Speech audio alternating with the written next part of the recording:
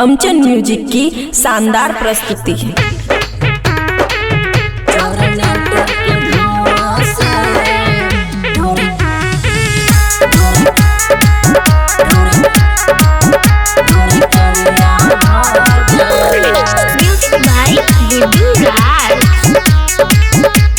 खुशी recording studio बलुआहा।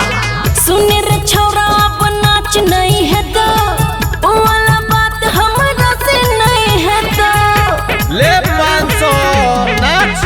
हाँ सुने रे छौरा अब नाच नहीं है तो वाला बात हमरा से नहीं है तो आय मानबो नहीं लागे छे कि ये लड़ा जीते है के भितरिया भागले गोली चलतो ने ते नाच। जनरेटर के धुआं से ढोरी करिया भागल। जनरेटर के धुआं से ढोरी करिया भागल।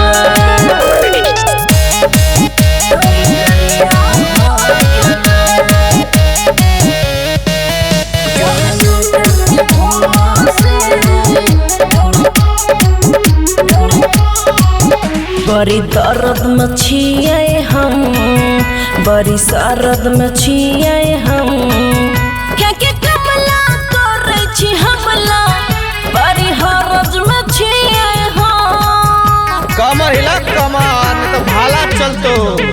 तू करे छही अभिनय छही हमर पति सोनिया ना के पीछे जुआबे मोमबत्ती तोरे में छुएबो आधा ठंडा आधा गरम शरीरिया भागल। एसी चला। जनरेटर के धुआं से ढोरी करिया भागल।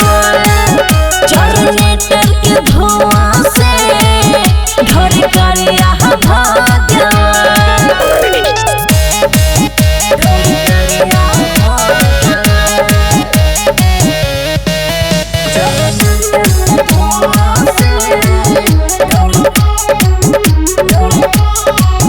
लागे ऐतै बुखार हो हम भेलो शिकार हो। एक सन में भेलै रिएक्शन बढ़े बीपी हमार हो। अपन इंजेक्शन दो चिंता नहीं कर। जके गमछा ले आबे एकरा साफ कराबे न तो मनो के से पीछा छोड़ाबे।